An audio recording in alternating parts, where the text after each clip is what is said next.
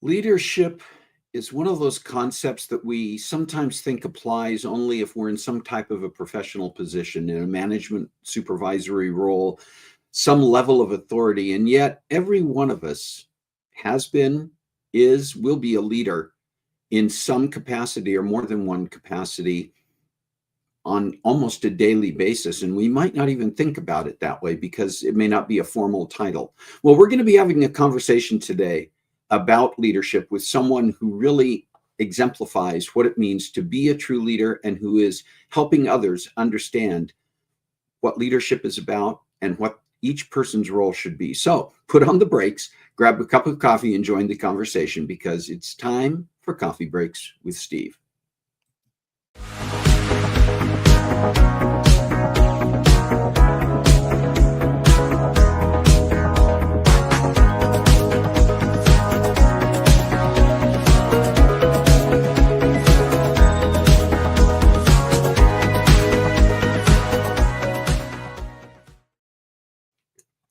Well, welcome to Coffee Breaks with Steve. My name is Steve, and this is the show where we come together around our virtual coffee table each week and join the conversation to chat about interesting topics with amazing guests.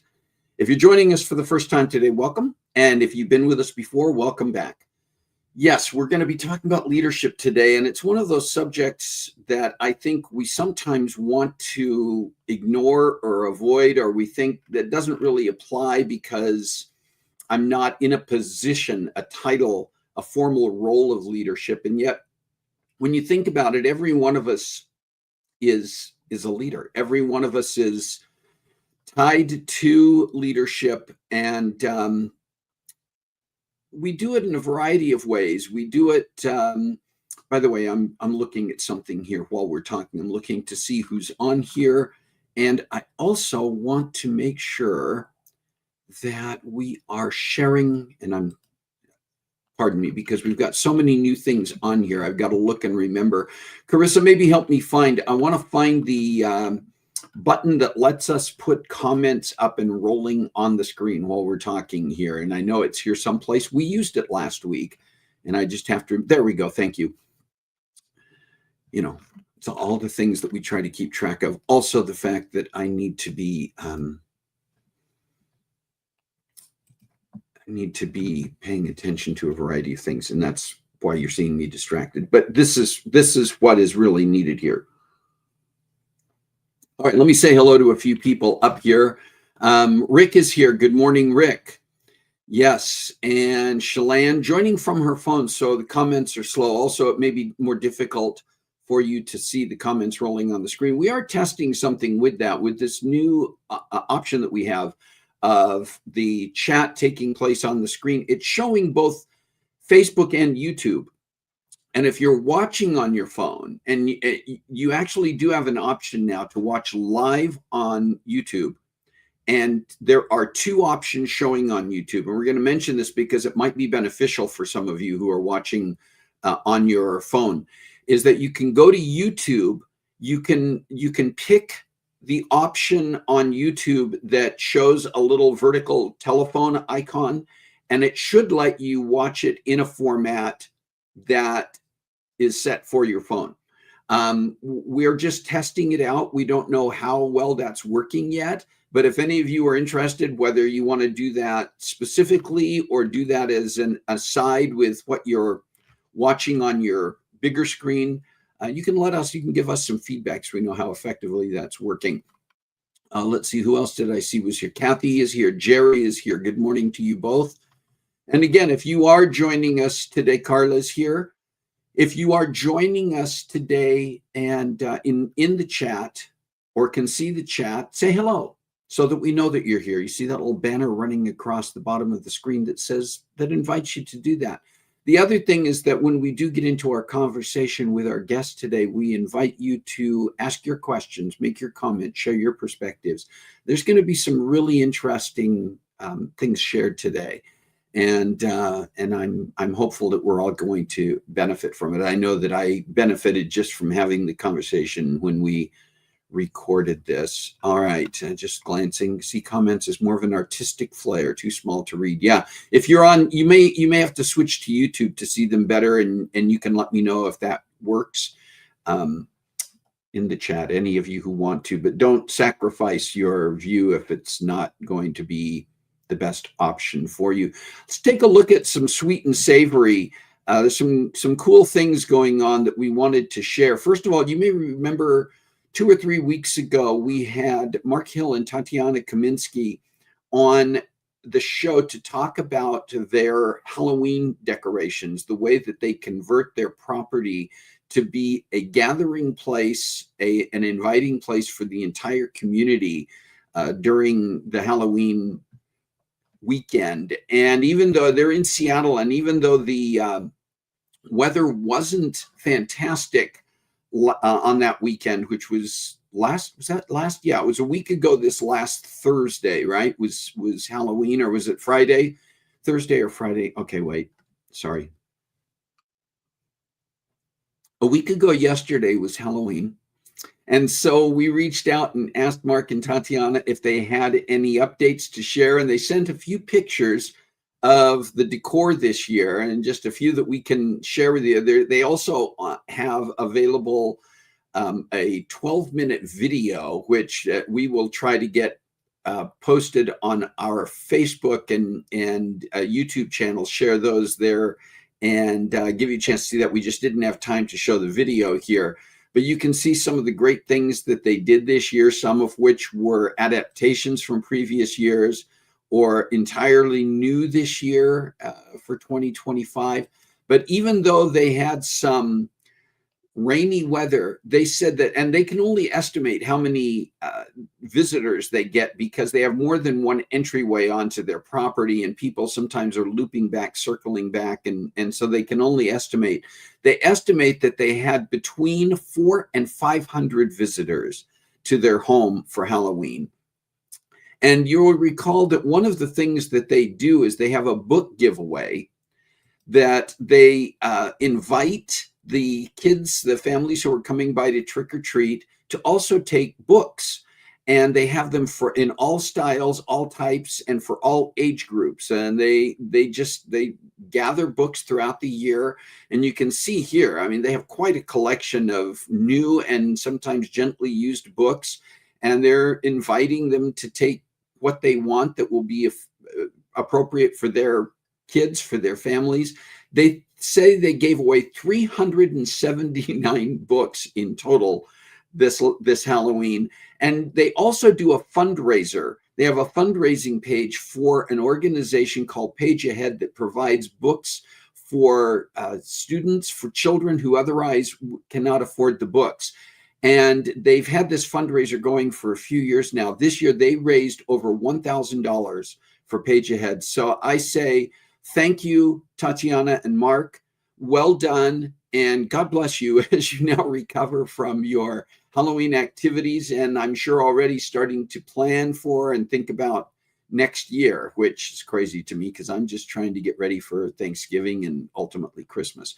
And I want to mention someone else and just another call out. I think we talked about this a week or two ago, that dear friend of mine and of our show, Dee Kiso, was nominated and was being acknowledged this year by the Association of Fundraising Professionals in their Silicon Valley chapter as American Fundraising Professionals and that chapter's Fundraising Professional of the Year, which means it's only one for each of the chapters that is acknowledged each year and given that award.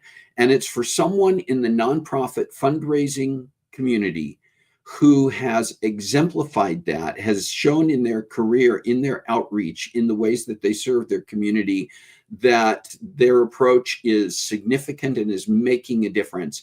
And Dee received that award. And you're going to see a little bit more of the lady who's presenting her the award in this picture, because the lady there is our guest today, Illyasha Peete, who is the president-elect of the chapter of the Association of Fundraising Professionals that met for, this was for something that they call Philanthropy Day, and it takes place nationally every year, and is something that's sponsored by the Association of Fundraising Professionals on a national basis to recognize and acknowledge philanthropists, those who are giving back to their community. And so in addition to Dee Dee's award, they gave out a number of awards to organizations and individuals in their community who are making a difference through their contributions. And it's a big deal. But you're going to learn more about, Dee Dee already, hopefully, from her times with us, both as a guest and as a participant in this chat. And you're going to learn more about her colleague there, Illy Peete, in just a few minutes. We do have one birthday this week that I want to call out. Kathy Glavin is celebrating a birthday on November 12th. And so we do want to mention Kathy and say happy birthday, sister. And hope that you have a great birthday. And Kathy is one of those people, she is very photogenic, but she hates to have photos taken of herself. And so trying to find any picture of her is always an amazing and interesting challenge. And if you find one, finding one where she's not doing something like wearing sunglasses or a hat or a coat with a hood pulled over her head is always a challenge as well. But I think she's gorgeous. She looks beautiful. Her smile's beautiful. If you could see her eyes would be beautiful. Happy birthday, Kathy. Hey, do you have a special day this week that I may not have had on my calendar, on my list, and probably should have? Let us know that in the chat so that we can celebrate and acknowledge that with you. And if you have a special day coming up, an update, a news story, an item of interest for our sweet and savory, as Shalane calls it, the charcuterie, you can let us know that as well and send us an email to cbwsteve@comcast.net so we can make sure that we do acknowledge that we follow up on those ideas that you have for the charcuterie, for the sweet and savory. I'm tempted, Shalane, to change it to charcuterie. I still like sweet and savory, but it's tough. That charcuterie name kind of sticks as well. All right, listen, I want to let you know a little bit about our guest today and share why I think this conversation is important.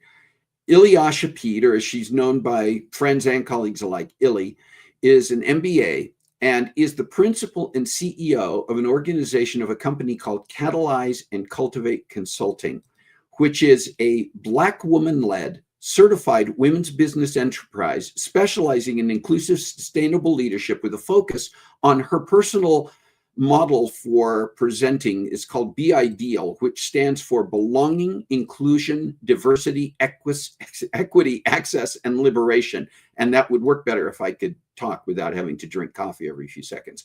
Illy is a dynamic leader with a global perspective, holding an MBA in global management from Ashford University, a certificate in nonprofit board consulting from BoardSource, a Harvard certificate in nonprofit leadership, and a diversity, equity, and inclusion certificate from Cornell University. As a PAVE-trained expert in trauma-informed leadership and de-escalation, she brings a thoughtful and strategic approach to guiding organizations through transformation. Illy's new book, Glass Ceilings, Fragile Ground, offers a unique and powerful roadmap, I really cannot talk, for leading with authenticity and impact. So before I stumble over any other words in my vocabulary, here is the conversation that I had with Illy Peete and your opportunity to engage in some really forward-thinking ideas about leadership for every one of us.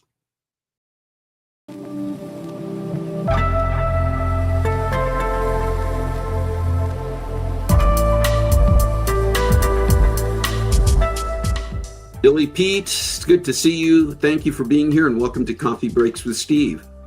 Steve, thanks so much for inviting me to be a guest. I'm really excited about the conversation today and I can't wait to jump in. Well, I think the first thing that's always helpful for people to understand is a little bit about you and maybe talking about who you are, your background and upbringing, and maybe the things that have influenced your career choices. We shared a little bit about you in introducing this segment, but tell us a little bit more about Illy Peete and where you come from. So I was actually born in Washington, D.C. My parents were doing their postgraduate studies at Georgetown. And well, my father was at Georgetown. My mother was at another college. And so I was born there. And I'll tell you the origin of my name, actually. There were some African women that lived in the building with them, and they suggested Illyasha as one of the names. And it means great ruler. And that's how I got my name. But I was raised in Memphis, Tennessee from the time I was 2 years old up until the time I left for college. And that really shaped my vision. It shaped my voice. It shaped my values. It shaped the person that I am today. And, my parents always taught me, my grandparents always taught me the value of a dollar, the value of hard work, and making sure that people whose voices were not heard had the opportunity and the space to be heard. I remember my father always spoke to and respected everyone at the courthouse, from the people that were on the custodial staff all the way up to the other judges. And so that was modeled for me very early on. I was an athlete. I actually got scholarship offers in 3 sports: basketball, soccer, and tennis. Wow. And so, there's a story behind playing those sports that were not basketball that I had to endure that also shaped the person and the leader that I've become. And so, my story is one of overcoming barriers, and also having a level of privilege that some people didn't have, right? The other thing that I will say is that tennis is a sport that I went to college playing, but it still hurts me to see tennis players like Coco Gauff still going through the same struggles that I went through over 35 years ago. So that's a little bit about me. I have 2 boys. They're both in college playing basketball. My mom is thriving at 81, and my sister and her family are absolutely amazing part of my life and my journey right now. A lot of your journey as an adult, the athleticism is part of it. And in fact, that's still a focus. Personal fitness and athletics are still a focus of your life. But another key element of your life has been your work in the nonprofit sector, in social issues and making a difference. Can you talk a little bit about your personal passions and what are the things that you feel drive your desire to make a difference? So I'm going to start it with the fitness, because I feel like movement is meditation. Movement is a part of my passion. It's what I do when I'm feeling sad. It's what I do when I'm feeling happy. It's what I do when I want to be helpful. I've been certified NASM personal trainer for over 35 years. Don't tell anyone. That'll be our secret. And I've worked with professional athletes all the way to non-traditional athletes, people with cancer, people with polio, people with heart problems. And that really has shaped, again, how I show up and how I lead. I feel like my work in the nonprofit is an extension of what my parents taught me. They taught me to open doors, kick them open if you have to, and hold them open as you reach for folks that are ready to come. And sometimes that means pushing them in front of you. And that's not only okay, it's to be celebrated, because their wins are my wins. So for me, the nonprofit sector gives me the opportunity to give back to folks that don't have the opportunity or the voice. It presents a place where I can provide a platform for them to speak and be heard and listened to. One of the programs that I have enjoyed most was one that I've worked with for Center in Excellence in Nonprofits, and it's called Building Representative Boards.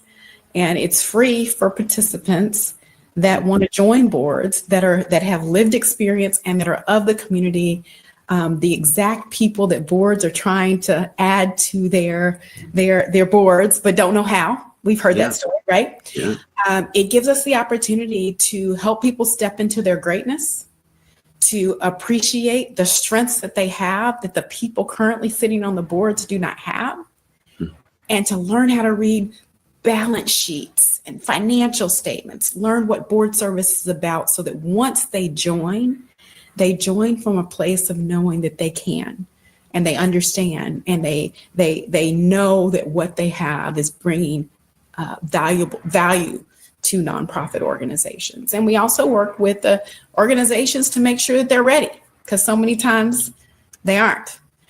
So it's a great marriage to make sure that that people from historically excluded populations are part of boards, but are part of boards in a way that makes them valuable and feel appreciated and honored for the experience they bring to the table. Did that answer your question, or do I need? Absolutely. No. I mean, I think it raises additional questions, which is good, because my hope is our viewers are listening to and watching this, and it's prompting some additional thoughts on their part. So, and again, an invitation to those who are tuning in to watch this either live or you're watching this later on. Put your questions, put your own thoughts and comments in the chat, because those are the places where we can continue to interact, and where Illy can also see them and read them and provide additional perspectives. Let me talk just a little bit with you, or have you talk just a little bit, Illy, about we hear a lot about social justice. We hear a lot about social change, and we're seeing so much. And short of getting into a lot of the politics, there is just so much, I think, in recent years that has maybe raised a window shade on certain things, has maybe put a different type of magnifying glass on certain elements of social change in the last few years. And I'm wondering, from your perspective, some of the things that you've seen and how that has affected, I don't know if it's improved or what, but if you have seen any changes in how we view leadership in general based on some of the things that we've seen happen. So this is what I'll say. Yes, it's made a difference. This is a great question, and I love this question, and I might answer it a little bit differently than you had intended, but please feel free. No intentions. I am open. You go for it. I think what I'm learning is some of the things that we were taught by the people that loved us, they were myths and they aren't true. I'm going to give you an example of one we've all heard and lean into. If you want something right, you do it yourself. Mm-hmm. That's a lie. It's a part of the way we were, in my generation, brought up. But that's not the way it should be, right? We have to learn to do things differently. And I think the millennials are teaching us that there's a thing called work-life balance. I don't know if I agree with everything, but I do agree with the overall premise of making time and space for the things that make us happy. I'm going to go back to the myths, though. I'm learning to reject them. I'm learning not to overwork. And I'm hoping to open up doors for others to start to do the same. I feel like leadership now means embracing change, celebrating missteps. In fact, I heard a leader this weekend. She's a CEO of a Fortune 100 company, and she said, I give myself 5 mistakes a day, she said, 5 mistakes a day. And I don't get mad at myself until the 6th one hits. Right? I mean, how freeing is that? Yeah. And what kind of model is that for the people she works with?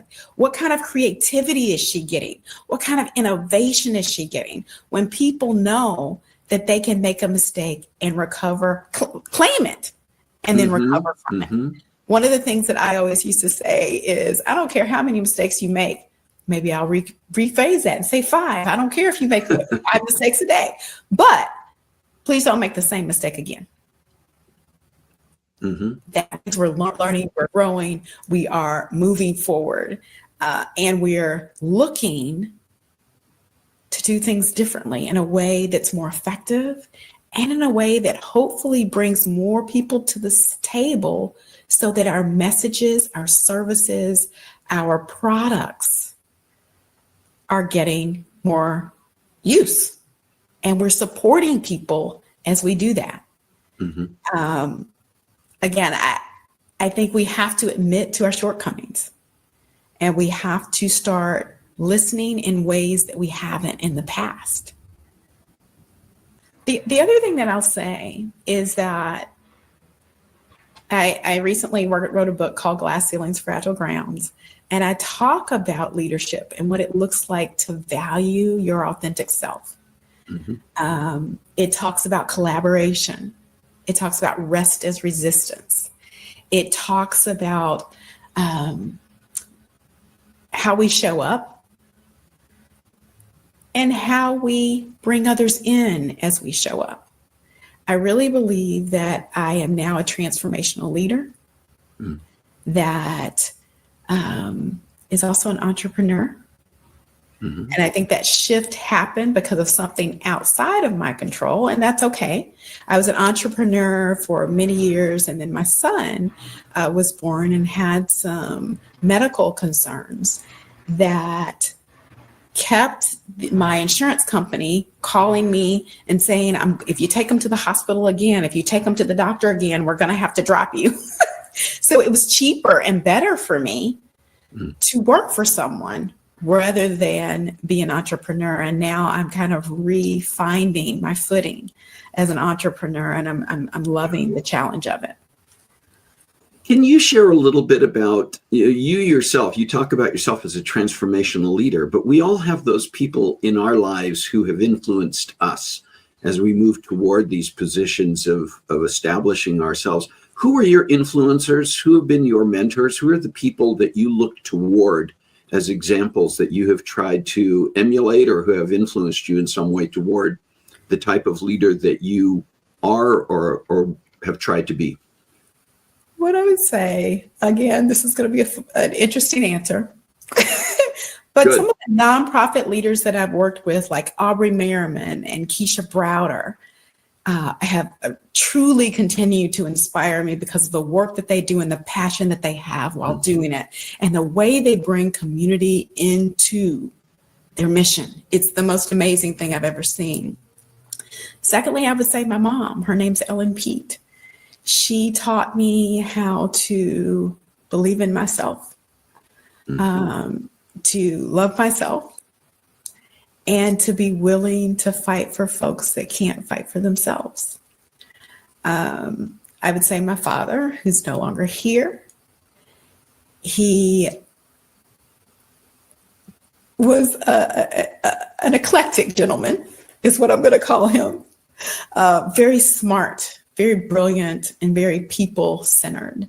And I bring that to me in every space that I go. But the true heroes in my life are those single parents, the people with lived experiences that are doing jobs that no one sees, the survivors of cancer, heart attacks, whatever the case may be, those champion for justice and community. Those are the people I looked up to. Those are the people that I embrace. Those are the people I pray for and cheer for, sometimes from the cheap seats and sometimes elbow to elbow. And you know, the people I love most don't always show up on the news or with these big titles. Mm-hmm. Like, you can be a leader doing any job, and you can make a difference any place that you are. And so I lift up and I celebrate those voices whose names don't always get called. Yeah. You mentioned your book, and the book is called Glass Ceilings, Fragile Ground, and just recently published, just recently available. And I want to talk a little bit about that because the book is about leadership. It's in many ways, I think, primarily for people who are in leadership or are aspiring toward that. And one of the things in the introduction to the book, you write, They say if you work hard enough, you can break through any ceiling, but no one warns you about the cracks that form beneath your feet right when you thought you'd made it. And for me, that really was a perfect introductory statement because it outlines where you take the book. And the book is a combination of your own life experiences, of stories and examples of other people who have worked through and around and broken through some of those glass ceilings, but still have had to work upon that fragile ground and find ways to continue to move forward. And I'm wondering, as we get into a little more about that and hopefully get people interested in looking to get the book, I'm wondering what prompted you to write that book at this stage in your life and your career. I'm going to go back to my father. On his grave, it reads, "A champion for those in need." And his legacy was to be a part of changing systems. You know, my parents were both civil rights activists. They were at Martin Luther King's last speech. Yeah. And I remember them talking about, during the speech, all the men got up at one time and went to doors to protect because they could feel something was going wrong. So for me, it's about legacy, and it's about sharing stories that I have gone through, stories that others have gone through, so that people following in our footsteps don't have to hit those speed bumps, or they're better equipped once they do. Mm-hmm. It's very personal for me. I put some very personal stories in there. Yeah. And some of them were not easy to share. But I think what I've heard is those stories are what separate it from other leadership books. It brings a humanity to what I'm trying to share. And so, again, the goal was to make sure that people had a roadmap.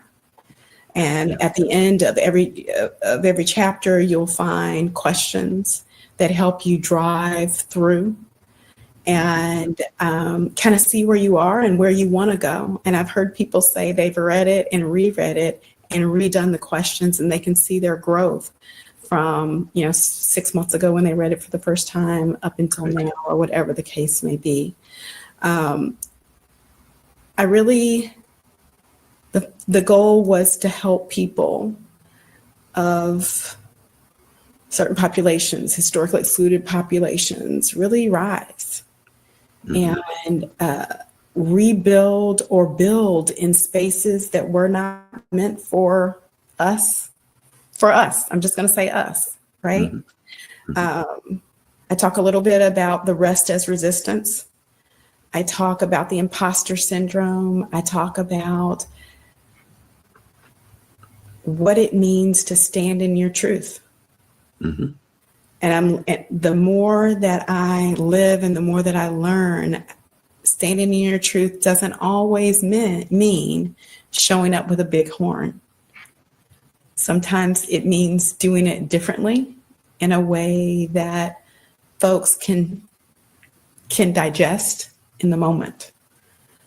So for all those reasons and so many more, that's why I wrote the book. The book, you mentioned this, but the book has a central focus for historically excluded populations, and which includes many minority and marginalized people. So why should it also appeal to or interest someone like me, of white, I kind of represent that white male population. Why me? I'm actually going to reframe some language that you just used. Good for you. The reason I chose historically excluded is because systems have created so many of the problems that we have. And history teaches us that we sometimes blame people from historically excluded populations for those problems. Mm-hmm. And so I chose to switch to radically excluded, those pushed to the margins, and instead of some of those words that folks typically use. Not to say that you have to, but it's just something to think about in the future. Yeah. So this is what I would say. The book not only talks to people and is written for people from historically excluded populations, but it's also written from leaders that want to support, uplift, co-create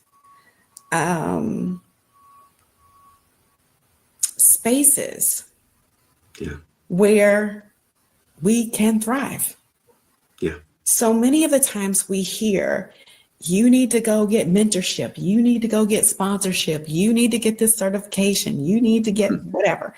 There's also work that leaders who want to be co-conspirators with us, there's work that you have to do as well. And there are parts there throughout the book, there are ways for you to kind of lean in with empathy and justice at the center so that you don't harm the people you're working to partner with, if you will. Did that answer your question? Absolutely, and I appreciate it. Yeah. Yes. Illy, where can people find your book, and where can people find out more about you and your work? So I am on LinkedIn, and I'm sure they're going to drop that LinkedIn link. And then the name of my organization is Catalyze and Cultivate Consulting. And that's also, Catalyze and Cultivate Consulting.com. So you can find me there. Those are pretty much the best places to connect with me. And I'm always open for connection and discussion and consideration.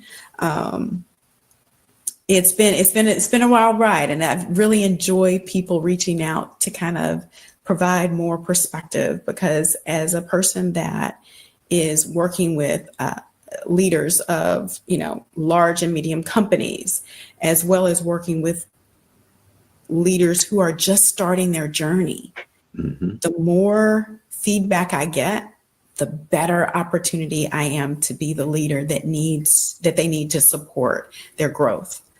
I'm gonna share about an organization that I've been working with. It's an interesting story. It's a food bank, and yearly we have a cohort experience where there's coaching as well as learning experiences. And this last year, because we kind of reframed how we offered the coaching and the learning experiences, we had 100% participation over 8 months.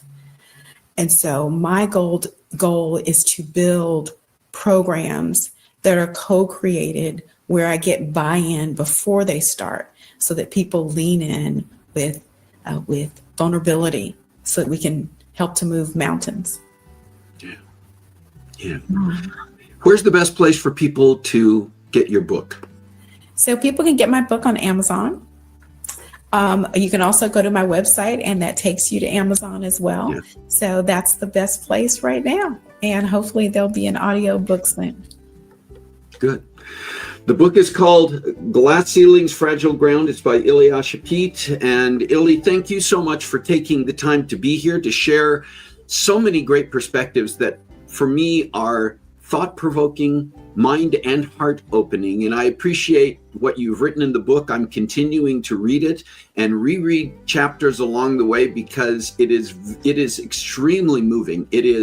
I agree, it is a unique perspective on leadership, and it's for everyone. So thank you for taking the time to be here to share so much that I think we need to reflect on and embrace. Thank you so much. It's been a pleasure. And I can't wait to hear, what you think about it after you finish. And I'm looking forward to your writing, to writing a reference or a referral on Amazon after you finish. You know that's going to happen, my friend. Take care. Thank you.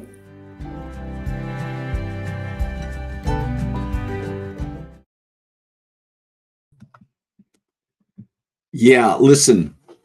Leadership is not an exclusive thing for people who hold a title. And I love the fact that Illy approaches leadership, and in her book, which I have finished reading and will be rereading, and a couple of things about it is that at the end, she mentions that at the end of each chapter, she includes some really kind of almost a workbook section. There are some steps to apply the things that she talks about in that chapter, it is in and of itself almost a workbook, but she is also at the end of the book, she talks about the fact that there is a free workbook that you can go online and download, which I have not done yet, but I will definitely do so. And I will be putting my own review, which you can bet will be extremely positive, on Amazon. Listen, I'm retired. I'm no longer in really typically formal roles of leadership in terms of title, in terms of levels of authority, but I still find myself working in leadership capacities, engaging in areas every single day of my life that involve exhibiting leadership. And sometimes leadership comes from, Illy talked about this as well, about understanding someone else's perspective. During the time that I was working in California and was involved in the Association of Fundraising Professionals, the organization that just awarded Dee and that both Dee and Illy are involved in, I was involved for a number of years, and at one point was actually the chair of a committee that was part of the AFP, the association, that was a mentorship program. I was involved, I was responsible for several years in putting that program together and recruiting mentors who could be connected with newer, less experienced people coming into the nonprofit fundraising sphere. And we would connect them for the course of a year to allow those mentors to share some of their experience and some of their expertise and some of their knowledge and wisdom with the new up and coming next generation that was coming in. And one of the things I always instructed our mentors at the beginning of every year, and it was always true for me as well, and that is, if you finish this program, if you finish your engagement with the person you are mentoring, and you have not learned from them as well as helping to mentor them, if you didn't come away learning new things by being engaged with them, it has not been successful. Be open to learning along the way. You're not just teaching, you're also one who is learning. And I think that's tied to leadership as well. I appreciate your comments in here. Please continue to engage. Please continue to comment. If you came in, I saw Kim Baker, I'm sorry that you couldn't find us at first, but if you go back and rewatch this, or if you're someone who's tuning in later and watching this, put your own perspectives, put your own comments, and even your questions. Illy will have the opportunity to review all of this and respond and engage. And I would really encourage you to get her book. It doesn't matter to me what your formal title or role might be. And I can assure you that you're going to find things and learn things from her book. It's not a difficult read, but it is one of those that you will find that you will read and you'll want to go back and reconnect to areas within that book. I'm almost positive. Hey, let me let you know what's coming up in the next few weeks. First of all, next week is a little bit of an enigma. I am at this point scheduled to be out of town next week. As many of you know, I continue to do work for an organization called the Sabre 6 Foundation, which is a group that works with veterans. And the annual reunion for this veterans group is taking place next weekend in Chicago. And I'm supposed to be there for that.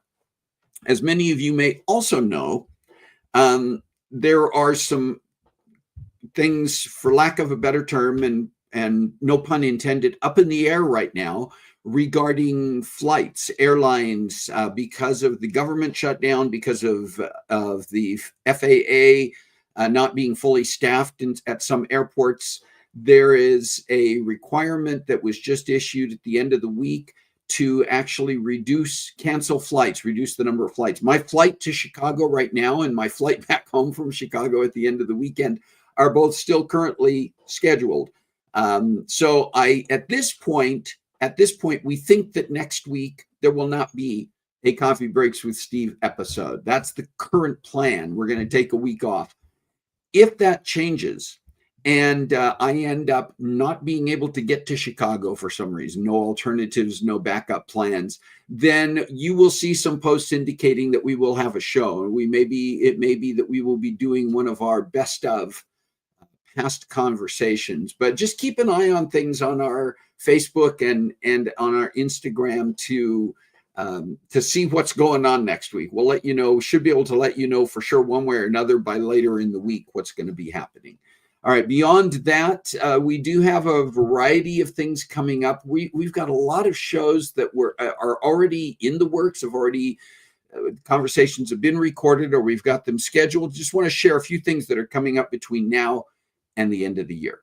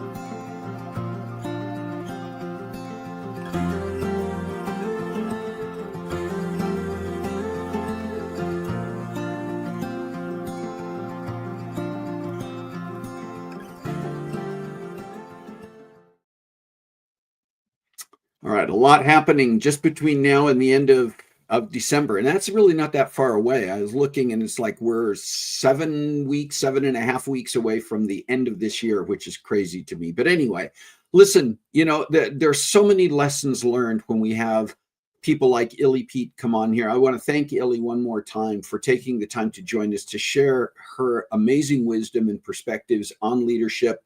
I do encourage you to get her book, called, once again, Glass Ceilings, Fragile Ground by Illyasha Peete. You can find it on her website, which we put the links in the comments, and you can find it on Amazon.com. In the meantime, we're all leaders in one way or another. We lead by example. We lead by doing. We lead by words and calls to action. So please find a way to make a difference in your world this week. God bless you. Have a great week. We'll see you next time on Coffee Breaks with Steve.